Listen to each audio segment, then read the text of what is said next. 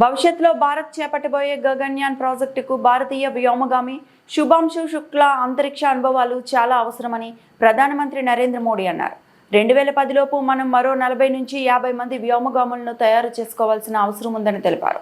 భారత్ చేపట్టబోయే గగన్యాన్ ప్రాజెక్టుపై ప్రపంచం మొత్తం ఆసక్తి కనబరుస్తోందని, ఇందులో భాగం కావడానికి అనేక మంది శాస్త్రవేత్తలు ఎదురు చూస్తున్నారని శుక్లా ప్రధానికి తెలిపారు. ప్రధాని నరేంద్ర మోడీతో జరిగిన భేటీకి సంబంధించి మంగళవారం శుక్లా సోషల్ మీడియాలో షేర్ చేశారు. అందులో ప్రధాని మాట్లాడుతూ गगनयान प्रोजेक्ट को शुभांशु अंतरिक्ष यात्रा तो तोली अड़गु पड़िंदन्नारू. की प्रॉब्लम सॉल्व करने में हमारी मदद कर सकती है. पहला एक बार एक कोई भारतीय आया जी सर, तो भारतीय को देख करके उनके मन में क्या रहता है, क्या पूछते हैं, क्या बात करते हैं, ये बाकी जो दुनिया के देश के लोग होते हैं. जी सर, मेरा पर्सनल अनुभव जो रहा है सर पिछले 1 साल में, मैं तो जहाँ भी गया जिससे भी मिला सभी लोग बहुत खुश हुए मुझसे मिलके, बहुत एक्साइटेड थे बात करने में, आके मुझसे पूछने में कि मतलब आप लोग क्या कर रहे हैं, कैसे कर रहे हैं. और सबसे बड़ी बात ये थी कि सबको इसके बारे में मालूम था कि भारत स्पेस के क्षेत्र में क्या कर रहा है. सबको ये इस बारे में जानकारी थी. और सब मुझसे ज्यादा तो कई लोग थे जो गगनयान के बारे में इतना एक्साइटेड थे, जो आके मुझसे पूछ रहे थे कि आपका मिशन कब जा रहा है. एंड मेरे ही क्रूमेट जो मेरे साथ थे मुझसे साइन करवा के लिख के लेके गए हैं कि जब भी आपका गगनयान जाएगा आप हमें इनवाइट करेंगे और लॉन्च के लिए, और उसके बाद जल्दी से जल्दी हमें आपके व्हीकल में बैठ के जाना है. तो मुझे लगता है सर कि बहुत ज्यादा उत्साह है. ये सारी आपको टेक जीनियस के रूप में बुलाती थी, क्या कारण? नहीं सर, वो लोग मुझे लगता है बहुत काइंड है जो इस तरह से बोलते हैं. बट मेरी जो ट्रेनिंग रही है सर, जो एयरफोर्स में ट्रेनिंग रही है और उसके बाद हम लोग ने टेस्ट पायलट की ट्रेनिंग की सर. तो मैं एयरफोर्स में जब गया था तो मुझे लगा था कि पढ़ाई नहीं करनी पड़ेगी, बट मुझे इसके बाद बहुत पढ़ाई करनी पड़ी जो मुझे पता नहीं था.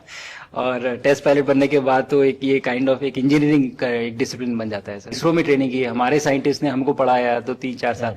तो मुझे लगता है कि हम लोग काफी अच्छे से तैयार थे सर इस मिशन के लिए जब पहुंचे. मैंने जो आपको होमवर्क कहा था तो उसका क्या प्रोग्रेस हुआ है?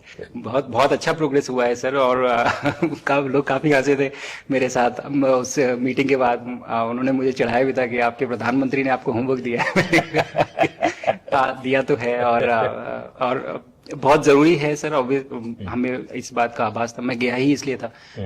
मिशन तो एक सक्सेसफुल हुआ है सर, हम लोग वापस आ गए हैं, लेकिन ये मिशन अंत नहीं है, मिशन तो शुरुआत है. तो अरे तो मैंने उसी दिन भी कहा, आपने उस दिन बोला था सर, हमारा पहला कदम है, पहला कदम है सर. तो इस पहले कदम का मेन जो उद्देश्य था वो यही था कि हम कितना कुछ इससे सीख के हम वापस ला सकते हैं.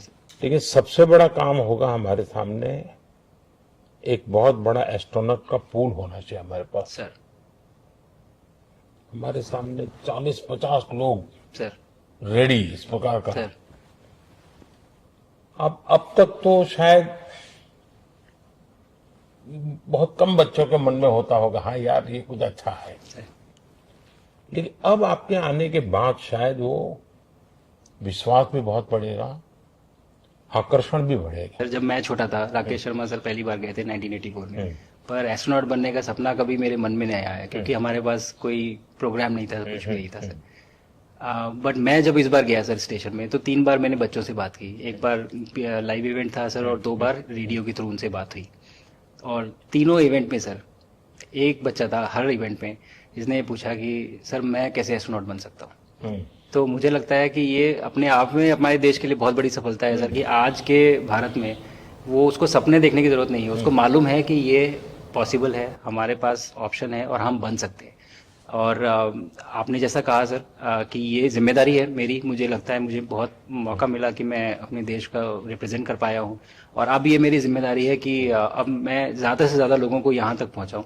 अब स्पेस स्टेशन और गगनयान सर जो हमारे बड़े मिशन है सर, उसमें आपका एक्सपीरियंस बहुत काम आएगा. तो मुझे लगता है सर कहीं ना कहीं हमारे लिए एक बहुत बड़ा मौका है, स्पेशली सर क्योंकि जिस तरह का कमिटमेंट हमारी गवर्नमेंट आपके द्वारा जो है इस स्पेस प्रोग्राम को sustained budget every year in spite of failures, जैसे कि चंद्रयान 2 सर सक्सेसफुल नहीं हुआ, उसके बाद भी हमने कहा कि नहीं हम आगे बढ़ेंगे. चंद्रयान 3 सक्सेसफुल हुआ.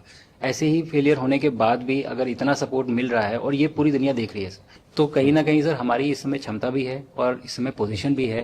तो हम यहाँ पे एक लीडरशिप रोल एक्वायर कर सकते हैं सर. और एक बहुत बड़ा एक टूल होगा अगर एक ऐसा स्पेस स्टेशन जो लेड बाय भारत, बट बाकी लोग आके उसका हिस्सा बने। मैंने सुनी सर आपने जो आत्मनिर्भरता इन स्पेस मैन्युफैक्चरिंग वाली आपने बात की थी सर, तो ये सारी चीजें एक ही तरह से जुड़ी हुई है। जो विजन आपने जो अभी दिया है हमें, ये गगनयान का और बैस का और फिर मून लैंडिंग का सर, बहुत बड़ा ड्रीम है सर। हम अगर आत्मनिर्भर बन के करेंगे तो अच्छा करेंगे। बिल्कुल सर।